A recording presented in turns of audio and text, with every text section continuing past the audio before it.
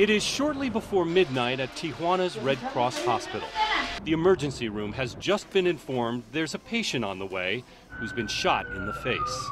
Everyone here is worried. These are gunshot wounds. That raises the question about what activities this individual was engaged in. In Tijuana, gangsters have pursued wounded rivals right inside hospitals. Last year, in an effort to protect the hospitals, the army began surrounding them when suspicious victims were being brought in. Tonight, the army has not arrived. The victim turns out to be not a gangster, but a woman shot by an ex-husband. At least for the moment, everyone here can worry about her life instead of their own. Chris Sanchez is a paramedic. Well, you start thinking about your family, you know. You really want to think that you're going to see him again. Last year, nearly 6,300 people were killed in Mexico's drug war, and some 1,000 people have been killed in just 2 months this year. Tijuana's doctors are worried about more than just getting shot. They face another scourge, kidnapping. Dr. Jose Ampudia is one of Tijuana's most well-known surgeons. He says several of his co-workers have been kidnapped and held for ransom. There have been attempts at extortion over the phone and many threats against doctors. At first, they kidnapped 2 or 3. But when they kidnapped the 4th and 5th, we decided to speak out.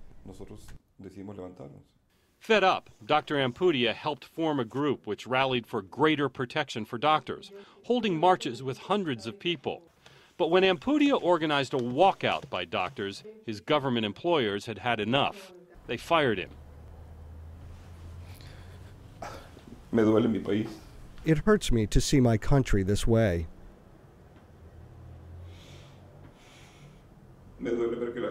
It hurts me to see that my people are suffering, and I will not give up the fight. Many local merchants have also been kidnapped. This man, who asked that we hide his identity and change his voice, was held captive for 3 months. You said that first week was rough. They held me like all the time, tied my hands, my feet with handcuffs tied to an iron bed frame, and a guy came with a pipe and hit me all over until they broke one of my ribs. In his case, his kidnappers were caught. 3 had been policemen. According to official statistics, there are 72 kidnappings each month in Mexico, but others put that number as high as 500. Many kidnappings are not reported because people don't trust the police.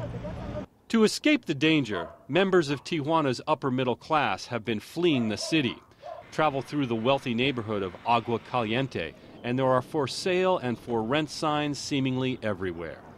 This should be a booming place in terms of economy, and it's struggling very much. Vicente Calderon is a local journalist in a place where it is dangerous to be just that. The cartels have killed reporters too. Standing in front of his office in this unassuming middle-class neighborhood, you can understand the risk. What'd you have here? What'd you have here? Well, this is our office, and about a block away from it, the soldiers raided that house, and they found some guns and some drugs. Some months before, in the other corner, at the end of the other corner, in that same block, to the left, they found a house used to hold kidnapping victims. 3 cartel operations within 1 block. And you don't feel like you should move? Where? Where will be safer? I mean... Hello, sir. Good afternoon, my friend. Welcome inside. Finally, Avenida Revolucion, Tijuana's tourist district. Americans used to flock here, but now they largely avoid it. In 2005, a banner year for tourism, some 4 million people visited Tijuana. Last year, the number dropped to around 400,000. Alfonso Vizcarra's family has been selling clothes and jewelry on this spot for 30 years. There was a pharmacy right here. Now it's gone. Everything's gone. 9/11 frightened many tourists away, he says, but now the corruption and violence has pretty much done him in. After 3 decades, Vizcarra is leaving town. Where to next? Probably move down south. or Ensenada, maybe Los Cabos, or some other place where there's more tourism, more secure. Just keep moving. Keep moving, someplace else.